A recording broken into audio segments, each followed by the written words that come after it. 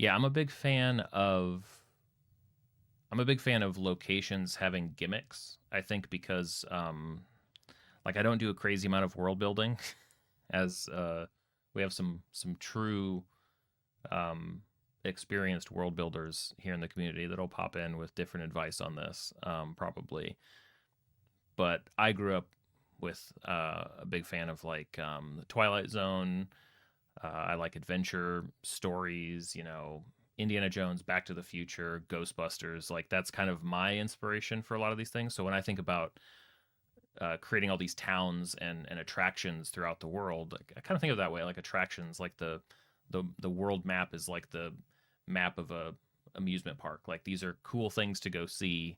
I like thinking about each of the towns or villages having something peculiar about them, and that peculiar thing could boil down to how people act, right? So, um, for instance, there's like one town in my world called Redstone, and Redstone is basically divided, not exactly down the middle, but they're basically two warring families that are constantly pushing and pulling and vying for different areas. There's a another more sort of like barbarian place out in the wilds that uh, is all based around these. They have these rituals and they have these battles on top of a mountain, basically like a sacrificial fight that the party gets roped into when they basically ask to speak to a leader, and they're like, "Yeah, sure, you can speak to the leader. You just have to, come with us." And they find out that they have to like basically fight to the death in order to speak to the leader of the tribe. So every location kind of has a different gimmick.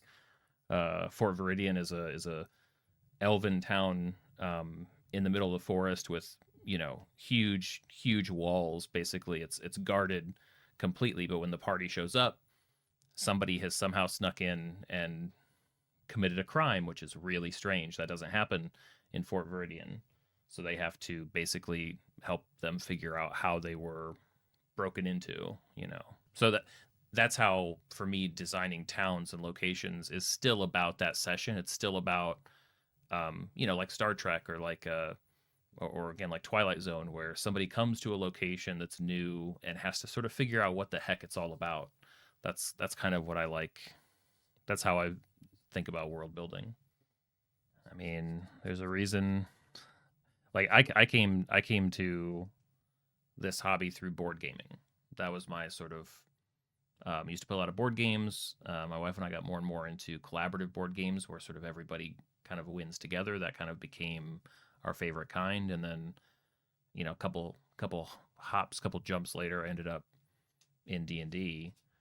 And there's a reason it's mostly the game we play anymore.